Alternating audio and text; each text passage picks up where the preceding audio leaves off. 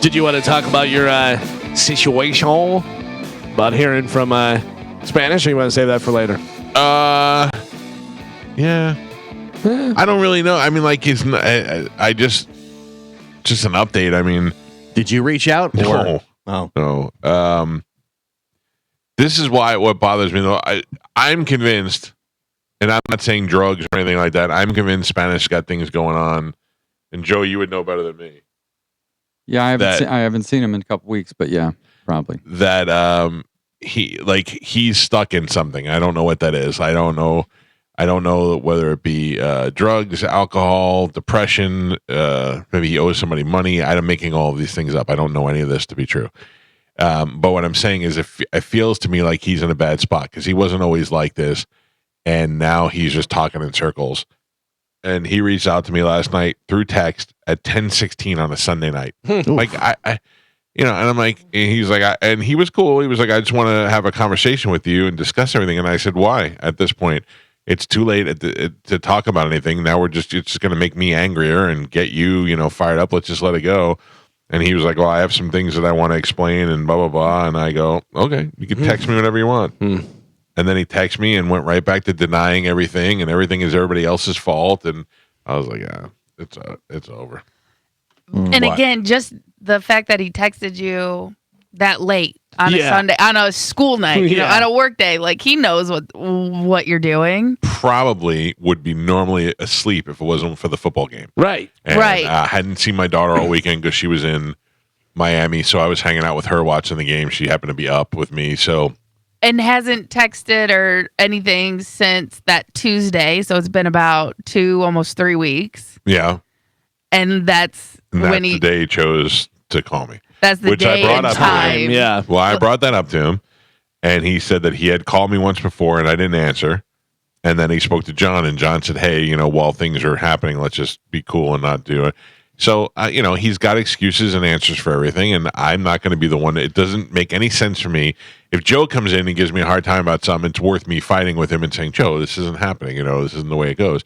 Because he works here, and I'm not getting angry at Spanish for things. He doesn't work for me anymore. I don't want to be angry at him. You know what I mean? I don't know. It's just, and I said, look, I heard some things, and I brought up a couple of things that I heard. And of course, he has answers for those things. And it leads me to believe that he's still in a spiral of whatever he's in, which makes me feel bad for him. But I can't do anything about it. And, I talked to David Bryan from Bon Jovi. About Spanish? About Spanish. They said the band could go on without him. Yeah. Richie Sambora left, and I said, well, have you talked to him? And he said, no. And he goes, I love Richie like a brother. He's like, he's my guy. He goes, but when somebody is like that, until they want to change and they want to do something, you have to just leave them alone. So I don't know what it is about Spanish and what he's doing. If he's in love and love is making him do silly things, that's his own life. He's an almost 40-year-old man, and there's nothing I can do to change that. So, and I'm not sure. Now, if he called me up and he said, I need help with something, absolutely. I've said this before on the show. I don't hate him. I'm not angry. Like I wanted him fired. He lost my trust. And I can't have a producer on my show that I can't trust and have around. So, therefore, he is not here. But that doesn't mean he's not at the station because he showed up on Sad Weirdos this weekend. I know because my Instagram or whatever, my Facebook messages blew up. And I was like, yeah, okay, good. Yeah, I said it last week on the show. He's going to still do that show, I think. Now that show is just garbage to me altogether. I don't know how it's still on the air. I mean, I'm not going to change my mind and be like, oh, well, it's good to see that they're really helping people out. How you got a guy who's spiraling out of control and losing his job after 14 years, giving other people advice is ridiculous, and another guy who lives in a hut telling people how to be happy. Maybe it's like a here's what not to do. Listen, maybe I'm not happy. Maybe I just think I'm happy. Yeah. You know what I'm saying? So, Sad Weirdos could run long and strong as far as I'm concerned. And I will tell you this. Somebody was telling me the other day that company-wide, somebody else in another market heard Sad Weirdos and thought it was a really good show. Ugh. And I said, I promise you, if that show makes it on one more station besides this one, I will kill myf to say that. Whoever that person is should be fired. Yes.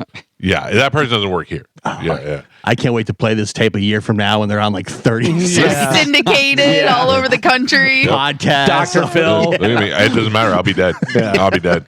I won't even jump off the bridge. I'll put my head in something and squeeze my head to death. That's how bad I feel. Well, Spanish, we've picked up our 43rd market this afternoon, and we're excited for it. Thanks to you. One door closes, another door opens. You're holding the back. There you go. Can you believe we've got 2 million subscribers on YouTube? That's amazing. The power of positivity. Oh, my God. I don't even want to think about it. Oh, man. Carmen marked the stage. I don't even want to think about it.